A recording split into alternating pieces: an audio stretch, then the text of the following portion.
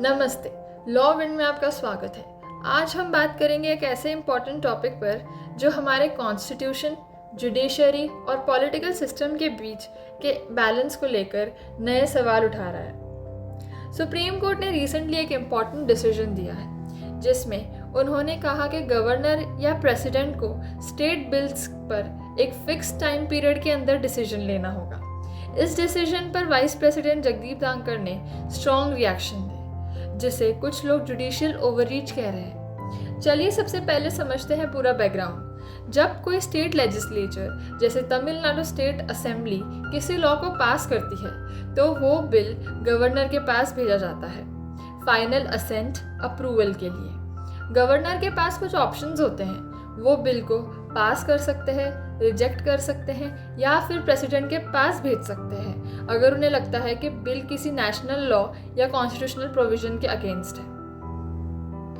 लेकिन तमिलनाडु के केस में स्टेट असेंबली ने 10 बिल्स पास किए और गवर्नर RN रवि के पास भेजे। लेकिन गवर्नर ने ना तो उन बिल्स को पास किया, ना ही रिजेक्ट किया, ना ही प्रेसिडेंट के पास भेजा। उन्होंने बस उन बिल्स को पेंडिंग छोड़ दिया बिना किसी क्लियर डिसीजन के। इसलिए तमिलनाडु गवर्नमेंट ने सुप्रीम कोर्ट से अपील की और कहा कि गवर्नर के इस डिले से उनके लॉ मेकिंग पावर का वायलेशन हो रहा है। 8 अप्रैल 2015 को सुप्रीम कोर्ट ने state of Tamil Nadu versus governor of Tamil Nadu case में एक इम्पॉर्टेंट जजमेंट दिया।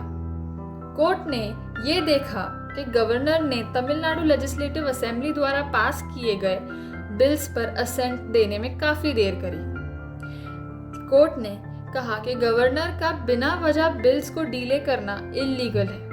कोर्ट ने क्लियर किया कि चाहे गवर्नर हो या प्रेसिडेंट, उनको 3 महीने के अंदर डिसीजन लेना होगा। कॉन्स्टिट्यूशन में कोई स्पेसिफिक टाइम लिमिट नहीं थी, इसीलिए कोर्ट ने प्रेसिडेंट के लिए 3 महीने का टाइम लिमिट डिसाइड किया है जिसमें उन्होंने बिल्स पर डिसीजन लेना होगा।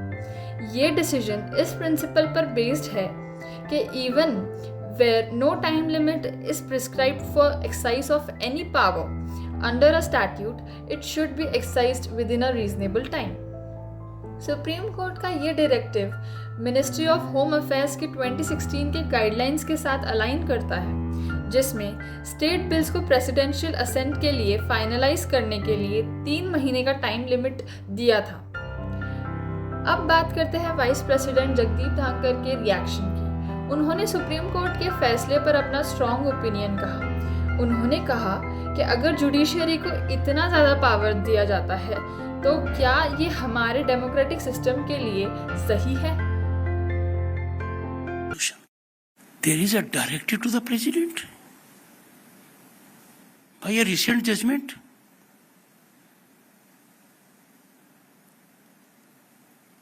Where are we heading? What is happening in the country?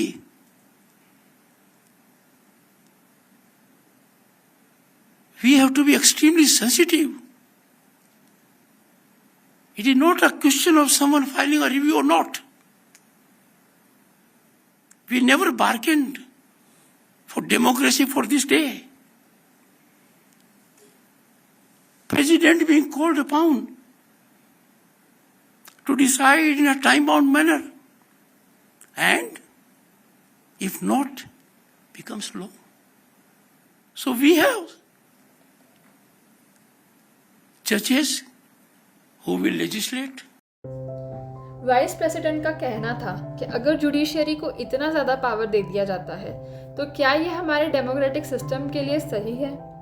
अब जब वाइस प्रेसिडेंट ने आर्टिकल 1482 को लेकर कंसर्न उठाया है तो चलिए समझते हैं वो प्रोविजंस कौन से हैं जिनके अराउंड ये पूरा डिबेट हो रहा है।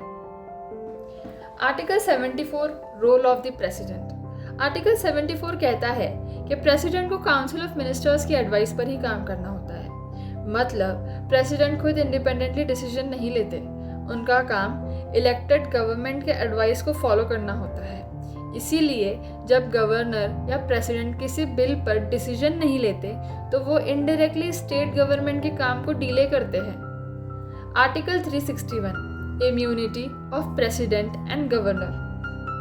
आर्टिकल 361 के अकॉर्डिंग प्रेसिडेंट और गवर्नर को उनके ऑफिशियल ड्यूटीज़ के लिए कोर्ट में नहीं बुलाया जा सकता, लेकिन इसका ये मतलब नहीं है कि उनके एक्शंस जुडिशियल रिव्यू के बाहर हैं।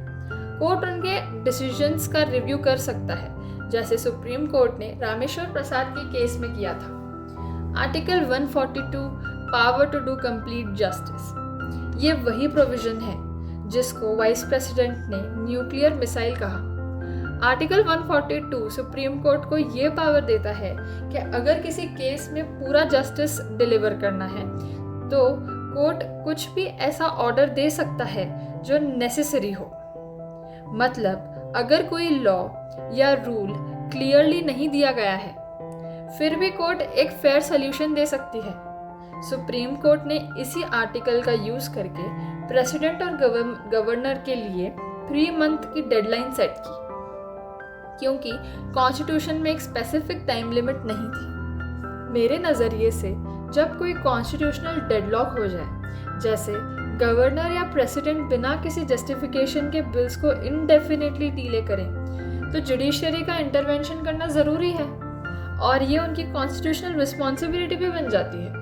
सुप्रीम कोर्ट ने जजमेंट में डिस्क्रिशन का हक नहीं छीना, उन्होंने सिर्फ कहा कि डिसीजन रीजनेबल टाइम में लेना ज़रूरी है।